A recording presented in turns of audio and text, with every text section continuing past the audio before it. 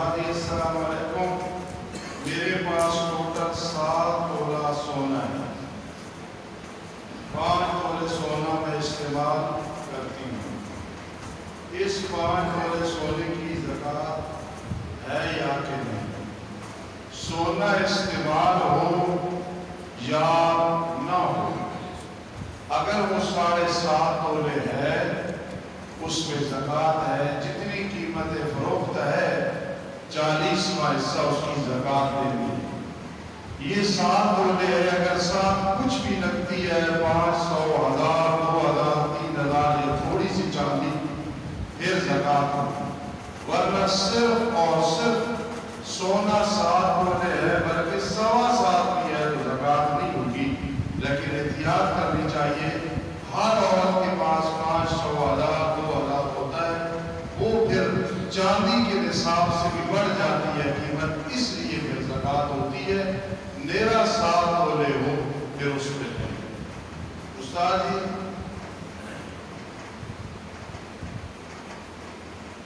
ये दुआ के लिए किसी निगाह करेंगे इंशाअल्लाह। उस्ताद जी 1 लाख रुपए की कितनी ज़कात है? 2500, 40वां। उस्ताद जी मास्क पहनकर नमाज पढ़ने का क्या हुक्म है? जहाँ खतरा हो, सख्त वबा हो और आदमी इस वजह से एहतियात के तौर पे पहन के मास्क पहन के नमाज पढ़ता है, उसकी नमाज हो जाएगी? कोई उस्ताद जी मेरी वालदा बावजूद खिदमत करने के मेरे साथ अक्सर नाराज रहती है, तो भाई उसको फिर भी राजी रखो, ज्यादती भी करे फिर भी आगे से ज्यादती नहीं करनी। हदीस में आता है वइन ज़लमा हो, वइन ज़लमा हो, वइन ज़लमा हो, वालिदैन जुल्म भी करें, कल क़यामत के दिन अल्लाह को जवाब देना है, लेकिन वालिदैन के साथ ज़्यादती और नाइंसाफ़ी नहीं करनी। उस्ताद जी मेरे माँ बाप फौत हो गए, वो अक्सर मुझे ख्वाब में अच्छी हालत में नजर नहीं आते। इसकी ताबीर ये है कि एक तो उनकी मग़फ़िरत की दुआ करो, दूसरी ज्यादा ताबीर ये होती है कि जिसको ये ख्वाब आई है उसकी अपने आवाज सही नहीं है, अपने आप को दुरुस्त करे। इसमें सिर्फ ये नहीं होता मुझे फला नजर आया उसकी हालत अच्छी नहीं है, अपनी तरफ इशारा होता है। तो जिसको भी ये ख्वाब आई है कि माँ बाप अच्छी हालत में नहीं, उनके लिए तो दुआ करनी है, लेकिन ख्याल करे उसकी आवाज में कोई न कोई बड़ी कोताही है, आखिरत बर्बाद हो रही है।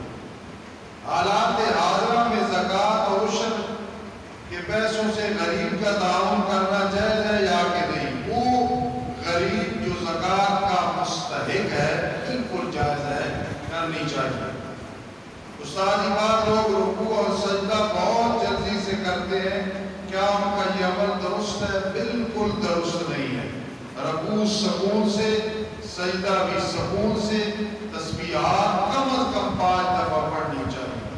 कुछ लोग इमाम से पहले सजदे में जाने की कोशिश करते हैं, ऐसे कर देते हैं अभी इमाम नहीं गया। ये इतना बड़ा गुनाह है कि हदीस पाक में आता है, मेरे आका ने फरमाया मुझे डर है कहीं ऐसे आदमी का चेहरा गधे की तरह ना हो जाए। आप खुद देख लें, इमाम से पहले कई लोग होते हैं ना इमाम ऐसे करते, ये भी नहीं करता, सीधा खड़े रहना इमाम के बाद।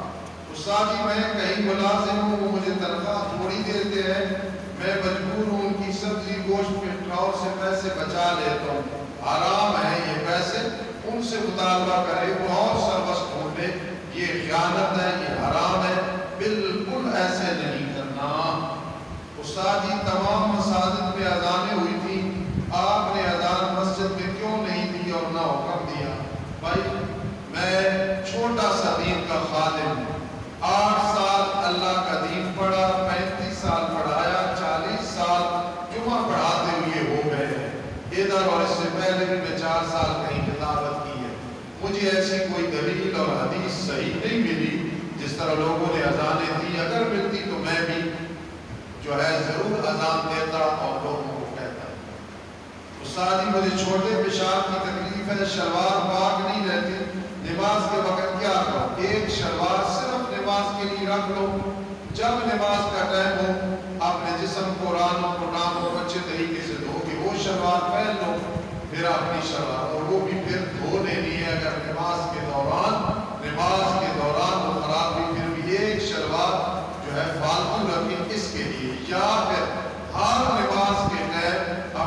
شلوار جہاں پیشاب لگتا ہے اس کو دھو لے، 3 دفعہ اچھے طریقے سے نچوڑ لے، پھر زور سے اثر تک جو مرضی اسی شلوار میں پڑھتے رہے، یہ آدمی معذور ہوتا ہے۔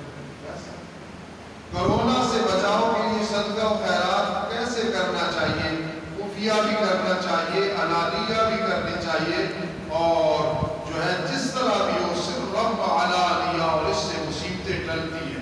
صدقہ و خیرات سے جو مصیبت آ چکی ہے وہ بھی ٹلتی ہے، اور جو آنے والی ہے ان الصدقۃ تطفی غضب الرب، اللہ غضب کو بجھا دیتے ہیں۔ ساری صبح کی سنتے جماعت سے پہلے رہ جائیں، جماعت کے بعد فوراً پڑھنی چاہیے یا کہ نہیں؟ بالکل نہیں، سورج طلوع ہو اشراق کے ٹائم پڑھنی ہے، فرض نماز ہو جائے جماعت کے ساتھ اور سنتے رہ گئی تھی، نہیں پڑھنی۔ جو حدیث بیان کی جاتی ہے وہ حدیث صحیح نہیں ہے، معلول ہے، اس میں علت ہے، وہ حدیث صحیح نہیں۔ جب سورج چڑھ جائے کم از کم 20 منٹ اس کے بعد، یا پھر 10 بجے 11 بجے چاش کے ٹائم پڑھ لے اس کو۔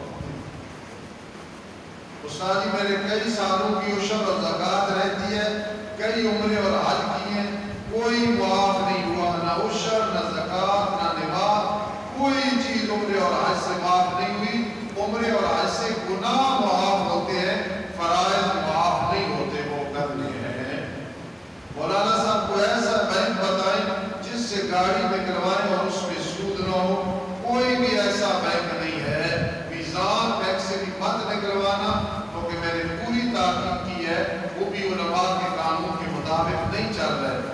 اگر بینک سے گاڑی نکلوانی جائز ہوتی تو میں خود نکلواتا، کوئی جائز نہیں، وہ حرام ہے، سود ہے، سود کی اس میں بدبو نہیں بلکہ عین سود ہے۔ یہ اگر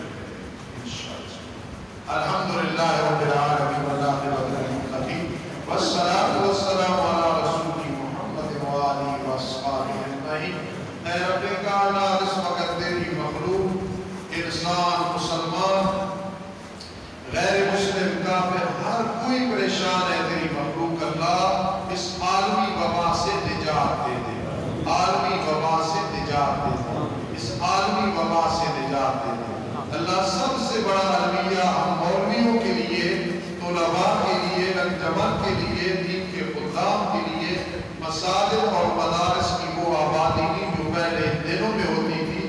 اللہ اپنا فضل فرما دو، مساجد اور مدارس کو طلباء اور مدرسین سے بھر دو، جامعات جو بچیوں کے ان کو بھر دو۔